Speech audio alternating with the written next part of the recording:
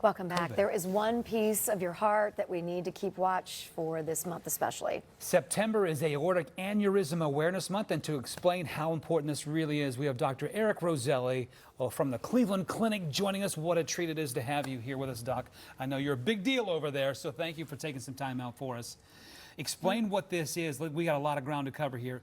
Aortic aneurysm. A lot of people don't know. What the heck is that? Yeah, well, first of all, thanks.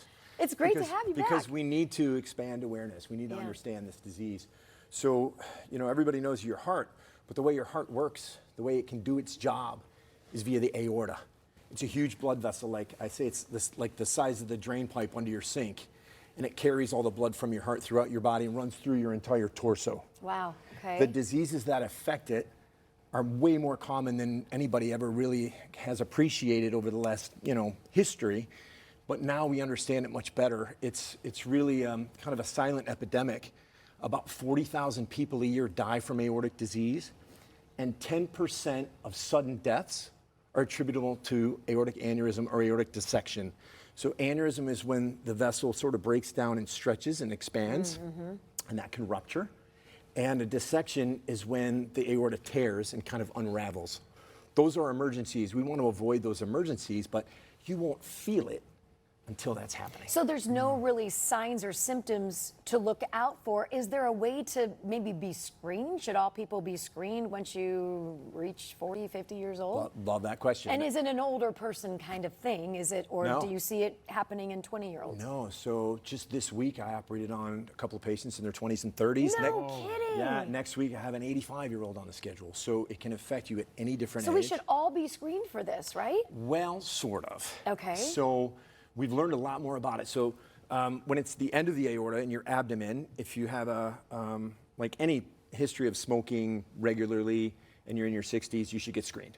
That's one thing. But the rest of the aorta is affected by these diseases, as we're learning more and more, due to hereditary conditions or genetically triggered conditions. And so it runs in families. And so I've got whole families where we've operated on multiple family members.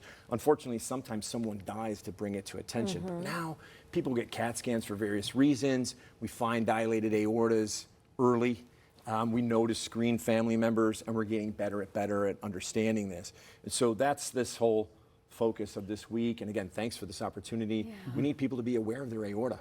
It's a major killer. And the awesome thing is if we find it early, we can fix it.